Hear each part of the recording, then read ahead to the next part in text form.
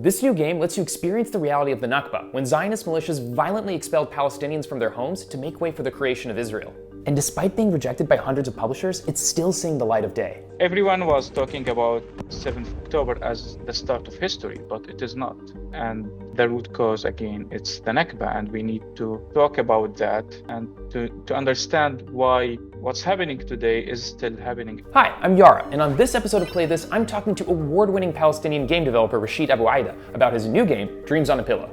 In it, you play as a young Palestinian mother who is forced to flee her village after Zionist militias raid it and carry out a massacre.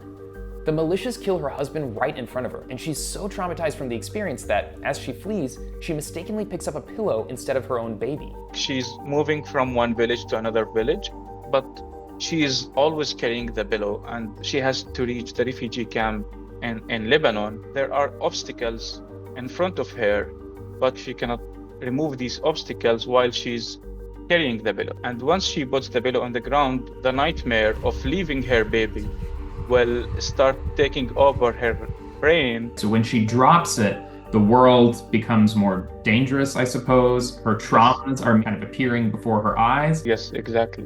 Whenever she leaves the pillow for a long time, she will be dead. Now, the story of Dreams on a Pillow is actually rooted in real history, specifically the Tantura massacre of 1948. That's when Israeli forces destroyed the Palestinian fishing village of Tantura and carried out mass executions, 1 week after the creation of the State of Israel. They killed almost all of the men in that village, and they buried them in Tantura. Making games about Palestine can be an uphill battle. Rashid's first game, Lila and the Shadows of War, was about a Palestinian family surviving Israel's 2014 offensive in Gaza. But Apple removed it from the App Store, saying it was not appropriate in the games category and that rather it belonged in news. Following public pressure, they later reversed the decision, and the game went on to hit over 2 million downloads. This time, with Dreams on a Pillow, Rashid has faced financial challenges, which is why he's launched a crowdfunding campaign.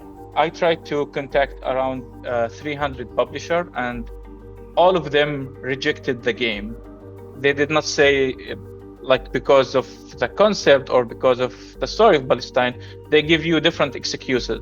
Even from individuals in these companies, we received like support as individuals, but they said like we can't as a corporate because it might be risky for them to talk about subject like that in the West.